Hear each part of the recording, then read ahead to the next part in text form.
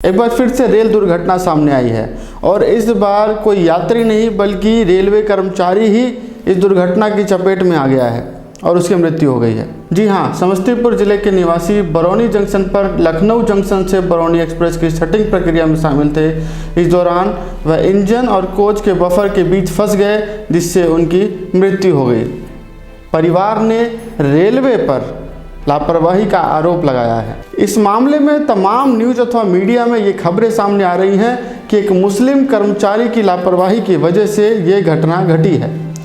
लेकिन आज इस वीडियो के माध्यम से हम तमाम कानूनी दृष्टिकोणों के बारे में बात करेंगे कि इस प्रकार की घटना जो है उस पर दोषी कौन हो सकता है, किन बिंदुओं को हम ध्यान में रखते हुए इस केस को समझ सकते हैं।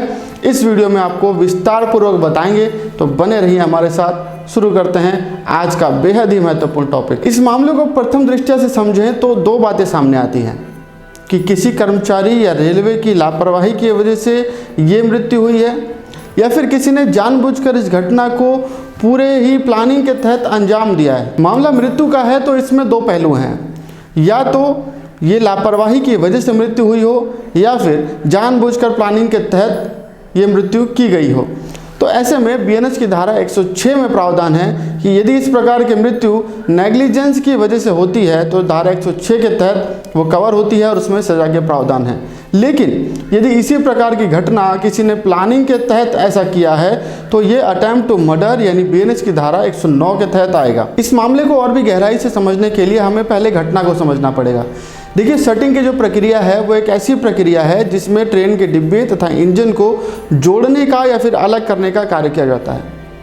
इस प्रकार की प्रक्रिया में एक रेलवे कर्मचारी जो है उन ट्रेन के डिब्बों तथा इंजन के बीच में यह देखने के लिए उपस्थित होता है कि जो इंजन को जोड़ने अलग करने का जो काम है वो सही प्रकार से हो रहा है कि नहीं हो रहा है, और वो उसमें अपनी सहभागिता भी करता है। तो ये जो कार्य है बेहद सावधानी पूर्वक किया जाना चाहिए।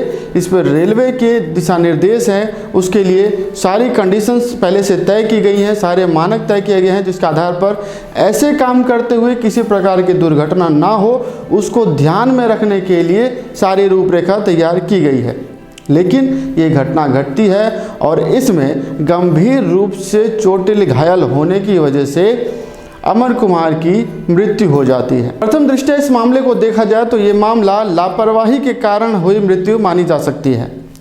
ऐसे में जो बीएनएस की धारा 106 है वो इस पर एप्लीकेबल होगी, लेकिन इसके साथ साथ रेलवे अधिनियम की भी धारा तथा अन्य धारा जैसे कि 125 जिसमें खतरे में डालने वाली चोटें यानी यदि किसी व्यक्ति की सुरक्षा को गंभीर खतरे में डाला जाता है तो वो बीएनएस की धारा 125 के तहत दोषी माना जाता है और उसके खिलाफ कार्रवाई की जाती है। अब बात कर लेते हैं कि रेलवे अधिनियम में इससे संबंधित क्या प्रावधान दिए गए हैं। रेलवे अधिनियम 1989 की धारा 128 तथा 129 के तहत इससे संबंधित प्रावधान दिए गए हैं, जिसमें रेलवे कर्मचारियों की सुरक्षा और उनके कार्यों से संबंधित दिशा निर्देशों का उल्लंघन का उल्लेख किया गया है।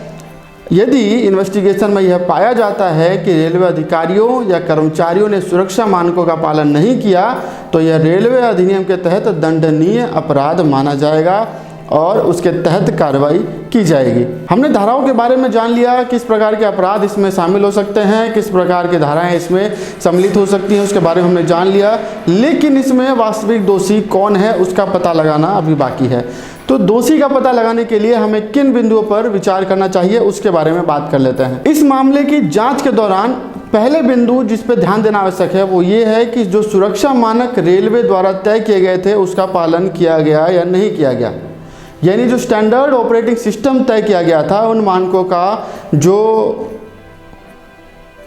स्टैंडर्ड ऑपरेटिंग सिस्टम है उन मानकों का पूर्ण रूप से पालन किया गया था या नहीं किया गया था।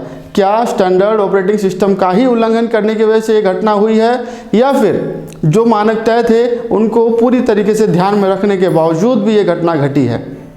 अब दूसरे बिंदु पे बात कर लेते हैं। इस मामले का दूसरा बिंदु ये है कि जब यह कार्य किया जाता है तो उस कार्यस्थल की निगरानी भी रखी जाती है।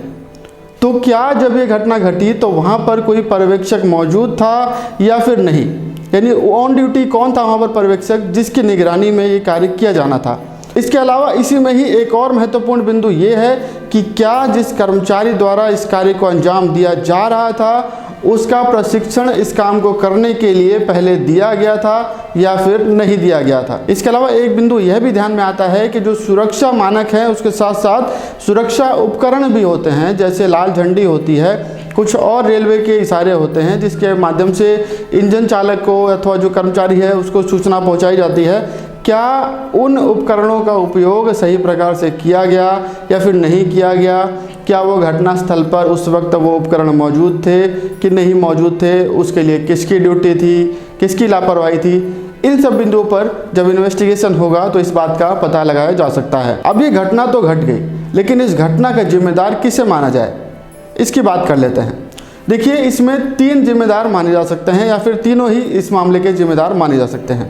पहला, रेलवे अधिकारी, यदि वे घटना के दौरान सुरक्षा सुनिश्चित करने में असफल रहे। दूसरा, सहकर्मी, यदि शटिंग के दौरान अन्य कर्मचारियों ने सावधानी नहीं बरती तो वो सहकर्मी इस मामले में दोषी माने जाएंगे। इसके अलावा रेलवे प्रशासन भी तीसरी कैटेगरी में आता है कि यदि सुरक्षा प्रक्रियाओं और प्रशिक्षण में कमी पाई गई है और उसके आधार पर यह घटना घटी है तो जो रेलवे प्रशासन है उसको दोषी माना जा सकता है। तो अब बात कर लेते हैं कि जो मृतक का परिवार है उसके पास क्या कानूनी उपाय हैं, यानी उनके पास रिलीफ प्राप्त करने के क्या क्या साधन उपलब्ध हैं, क्या क्या प्रावधान उपलब्ध हैं, उसके बारे में बात कर लेते हैं। पीड़ित परिवार के पास जो कानूनी अधिकार और उपाय मिल सकते हैं उसमें पहला है मुआवजा यानी कंपनसेशन। रेलवे अधिनियम के तहत मृतक के परिवार को मुआवजा दिया जा सकता है। मुआवजे की राशि दुर्घटना ट्रिब्यूनल द्वारा निर्धारित की जाती है। दूसरा उपाय यह है कि पीड़ित परिवार आपराधिक मुकदमा दर्ज कर सकता है और रेलवे से संबंधित अधिकारियों और कर्मचारियों के खिलाफ जो धाराएं हमने आपको बताई उसके तहत प्राथमिकी दर्ज करके उनके खिलाफ कार्रवाई करने की मांग कर सकता है। तीसरा उपाय यह भी है कि जो रेलवे प्रशासन है उसके खिलाफ अनुशासनात्मक कार्रवाई करने की मांग पीड़ित परिवार द्वारा की जा सकती है। रेलवे प्रशासन के अंतर्गत दोषी कर्मचारियों के खिलाफ विभागीय कार्रवाई शुरू की जा सकती है।